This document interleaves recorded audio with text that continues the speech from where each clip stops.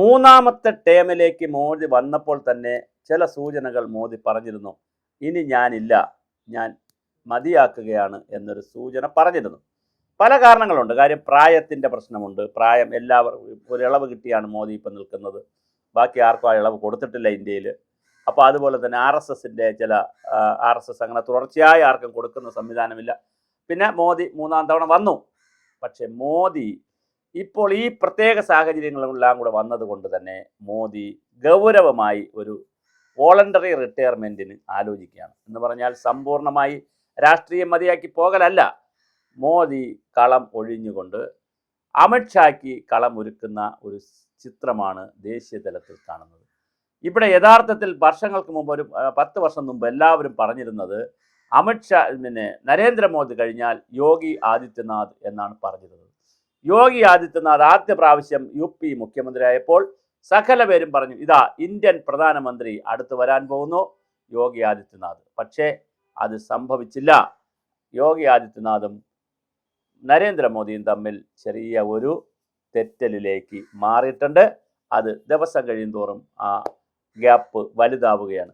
അവിടെയാണ് ഉപപ്രധാനമന്ത്രിയായി അമിത്ഷായെ ഫിറ്റ് ചെയ്യാനുള്ള ചില തന്ത്രങ്ങൾ ഡൽഹിയിൽ നടക്കുന്നു. അതുപോലെ തന്നെ നിർമ്മല സീതാരാമന് വിദ്യാഭ്യാസ വകുപ്പ് കൊടുക്കാനുള്ള സാധ്യത കാണുന്നു. ഇപ്പോൾ ജോഷി പ്രഹ്ലാദന് കൊടുത്തിരിക്കുന്നത് താൽക്കാലിക ചുമതലയാണ്. ഇത് സ്ഥിരം ചുമതല മാറാൻ സാധ്യതയുണ്ട്. പീയൂഷ് ഗോയൽ ധനകാര്യമന്ത്രിയാകാനുള്ള സാധ്യതയുണ്ട്. ശക്തികാന്ത് എന്ന് പറയുന്ന RBIയുടെ ഗവർണർ ചിലപ്പോൾ ധനകാര്യമന്ത്രിയാവാൻ. അങ്ങനെ കേന്ദ്ര മന്ത്രിസഭ അടിമുടി പൊളിച്ചെഴുതാനുള്ള തീരുമാനമാണ്. ആ പൊളിച്ചെഴുത്തിൽ ഉപപ്രധാനമന്ത്രിയായി ഞാൻ സൂചിപ്പിച്ചതുപോലെ അമിത്ഷായെ കൊണ്ടുവരികയും തുടർന്നുള്ള വർഷങ്ങളിൽ അമിത്ഷായ്ക്ക് വലിയ പ്രാധാന്യം കൊടുത്തുകൊണ്ട് 2029 തെരഞ്ഞെടുപ്പിൽ അമിത്ഷായെ മുന്നിൽ നിർത്തിയിട്ടുള്ള ഒരു രാഷ്ട്രീയ തന്ത്രമാണ് മോദി പയറ്റുന്നത്. അതിന് RSSൻ്റെ ശക്തി ഉണ്ടോ എന്ന് നമുക്കറിയില്ല. RSSൻ്റെ ഒരു പിൻബലം കൂടെ കിട്ടിയാൽ തീർച്ചയായിട്ടും ആ മോദി ഫോർമുല നടക്കാനുള്ള എല്ലാ സാധ്യതയുമുണ്ട്. അല്ലാതെ 2029 ഒരു ദിവസം രാവിലെ അമിത്ഷായെ കൊണ്ടുവരുന്ന ഒരു പരിപാടിയല്ല. അതിന് പകരമായി ആദ്യമേ തന്നെ ഇപ്പോൾ തന്നെ ഉപപ്രധാനമന്ത്രിയായി അദ്ദേഹത്തെ ഫിറ്റ് ചെയ്യുകയും അത് തുടർന്ന് വരുന്ന വർഷങ്ങളിൽ 2 വർഷക്കാലം, അടുത്ത 2 വർഷം 2-2.5 വർഷക്കാലം അമിത്ഷാ വളരെ പ്രധാനപ്പെട്ട പൊസിഷനിലേക്ക് വരികയും അതിലൂടെ അടുത്ത പ്രധാനമന്ത്രിയായി അമിത്ഷാ മാറുകയും ചെയ്യും. ഇനി വേറൊരു വളരെ പ്രധാനപ്പെട്ട കാര്യം, അമിത്ഷാ മാറുമെന്ന് പറഞ്ഞാൽ അതിൻ്റെ അർത്ഥം BJP വരുമെന്നല്ല. വന്നാൽ BJP ആണ് ഇനി 4ാം തവണയും വരികയാണെങ്കിൽ, NDA വരികയാണെങ്കിൽ തീർച്ചയായും അതിൽ അമിത്ഷാ ആയിരിക്കും പ്രധാനമന്ത്രി. ഇനി മറ്റൊരു പ്രധാനപ്പെട്ട കാര്യം, ഇന്ത്യൻ രാഷ്ട്രീയത്തിൻ്റെ അലകും പിടിയും മാറ്റുന്ന സമരമാണ് ഇന്ത്യയിൽ ഇപ്പോൾ നടന്നിരിക്കുന്നത്. എല്ലാ മുഖ്യധാരാ രാഷ്ട്രീയ പാർട്ടികളും വിദ്യാർത്ഥി സംഘടനകളുടെ പിറകിൽ നിൽക്കുന്ന ഒരു കാഴ്ച കാണുന്നു. പോസിറ്റീവായിട്ടും നെഗറ്റീവായിട്ടും അവർ പറഞ്ഞ ഡിമാൻഡ് പിൻവലിച്ചുകൊണ്ട് BJP അവരെ കൂടെ പോയി. അവരുടെ ഡിമാൻഡിനോടൊപ്പം മറ്റ് രാഷ്ട്രീയ പാർട്ടികളും പോയി. എന്തായാലും വളരെ കൗതുകമുള്ള ഒരു ഇന്ത്യൻ രാഷ്ട്രീയമാണ് നടക്കുന്നത്. ഇതിനിടയിൽ ആം ആദ്മി പാർട്ടിയുടെ B ടീമാണ് ഈ കോക്രോച്ചസ് ജനതാ പാർട്ടി എന്നൊരു ആക്ഷേപം വന്നു. കാരണം ആം ആദ്മി പാർട്ടിയുടെ സ്ട്രാറ്റജിക് കമ്മ്യൂണിക്കേഷൻ സ്ട്രാറ്റജിസ്റ്റ് ആയിരുന്ന ആ ടീമിലുണ്ടായിരുന്ന ആളാണ് അഭിജിത്ത് ദീപ്കെ. അതുകൊണ്ട് തന്നെ വലിയ രീതിയിലൊരു വർത്തമാനം വന്നിരുന്നു. പക്ഷേ പഞ്ചാബിൽ ഇപ്പോൾ ക്വസ്റ്റ്യൻ പേപ്പർ ചോർന്നിട്ടുണ്ട്. ആ ക്വസ്റ്റ്യൻ പേപ്പർ ലീക്കിനെതിരെ ഈ ടീം പഞ്ചാബിൽ സമരം ചെയ്യുന്നു എന്നാണ് കേൾക്കുന്നത്. അങ്ങനെയാണെങ്കിൽ ഇത് ആം ആദ്മി പാർട്ടിയുടെ B ടീമാണോ എന്നൊരു സംശയം കൃത്യമായുണ്ട്.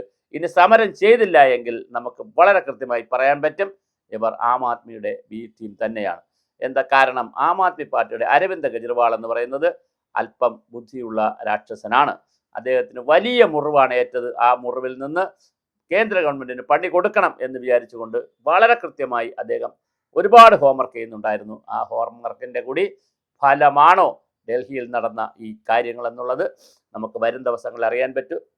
വിദേശ രാജ്യങ്ങളിൽ നിന്ന് വലിയ പണം ഒഴുകി എന്നുള്ളൊരു വാർത്തയൊക്കെ ഇവിടെ പലരും ചെയ്തിരുന്നു. പക്ഷേ അതിന് വലിയ സാധ്യതയില്ല എന്നാണ്. വിദേശ രാജ്യങ്ങളിൽ നിന്ന് പണം ഒഴുകിയതായി കേൾക്കുന്നില്ല എന്നാണ് വിദേശകാര്യ വകുപ്പിൻ്റെ ഒരു പ്രസ്താവന പുറത്തു വന്നത്. അപ്പോൾ പിന്നെ ഈ സമരം ആരുടേതാണ്? ഈ സമരം ആരാണ് അണിയറയിൽ? ആരാണ് ഈ പണം നൽകിയത്? ആരാണ് ഭക്ഷണം നൽകിയത്? ഇതൊക്കെയുള്ള ഒരുപാട് കാര്യങ്ങൾ, ട്രക്ക്, വാഹനം, ഒരുപാട് കാര്യങ്ങൾ കിട്ടിയിരുന്നു അവർക്ക്. അതെല്ലാം നൽകി ഈ സമരത്തെ പരിപോഷിപ്പിച്ച് നിർത്തിയത് ആരാണ് എന്നത് വളരെ കൃത്യമായ ഒരു കാര്യമാണ്. അതുൾപ്പെടെയുള്ള എല്ലാ കാര്യങ്ങളും അന്വേഷിക്കുക എന്നുള്ള വളരെ വലിയ ഉത്തരവാദിത്തമാണ് അമിത്ഷായുടെ ചുമലിലുള്ളത്. അതുകൊണ്ട് തന്നെ അമിത്ഷാ ആഭ്യന്തരമന്ത്രി സ്ഥാനത്തു നിന്ന് മാറി ഉപപ്രധാനമന്ത്രി സ്ഥാനത്തേക്ക് അമിത്ഷാ വരികയും ആഭ്യന്തരമന്ത്രിയായി മറ്റ് ശക്തനായ രാജ്നാഥ് സിംഗോ അതുപോലെ ആരെങ്കിലും വരാനുള്ള സാധ്യതയാണ് കാണുന്നത്. വളരെ വലിയ മാറ്റമാണ് ഡൽഹി രാഷ്ട്രീയത്തിൽ സംഭവിക്കുന്നത്. ഈ വിദ്യാർത്ഥി രാഷ്ട്രീയത്തിലൂടെ, അവിടെ നടന്ന സമരത്തിലൂടെ ഡൽഹിയിൽ സംഭവിക്കാൻ പോകുന്നത് വളരെ വലിയ രാഷ്ട്രീയ മാറ്റമാണ്. അതിൽ മോദി കളം ഒഴിയുകയാണ്. വളരെ കൃത്യമായി അമിത്ഷാ രംഗത്ത് വരുന്നു. ഇപ്പോൾ വരാൻ പോകുന്നത് ഉപപ്രധാനമന്ത്രിയായിട്ടാണ്. 2 വർഷക്കാലം അദ്ദേഹം അതിൻ്റെ ചുമതലയിൽ ഉണ്ടാകും, 2.5 വർഷക്കാലം. അത് കഴിഞ്ഞാൽ അടുത്ത തെരഞ്ഞെടുപ്പ് കൃത്യമായി അമിത്ഷായെ മുൻനിർത്തിയായിരിക്കും. അപ്പോഴും ഒരു ചോദ്യം അവശേഷിക്കുന്നു. UP-യിൽ 2027 നടക്കുന്ന യോഗി ആദിത്യനാഥിൻ്റെ തെരഞ്ഞെടുപ്പിൽ യോഗി ആദിത്യനാഥ് വീണ്ടും മത്സരിക്കുമോ? ഇനി മത്സരിച്ചില്ലെങ്കിൽ ദേശീയ രാഷ്ട്രീയത്തിലേക്ക് യോഗി ആദിത്യനാഥ് വരുമോ? അങ്ങനെ വന്നാൽ യോഗിയുടെ സ്ഥാനം എവിടെയാണ്? പ്രധാനമന്ത്രി അല്ലെങ്കിൽ പിന്നെ എവിടെയാണ് എന്നുള്ളതും ഇന്ത്യൻ രാഷ്ട്രീയവും സംഘപരിവാർ സംഘടനകളും BJP NDA ക്യാമ്പുകളും വളരെ ഗൗരവമായി ചർച്ച ചെയ്യുന്ന വിഷയമാണ്.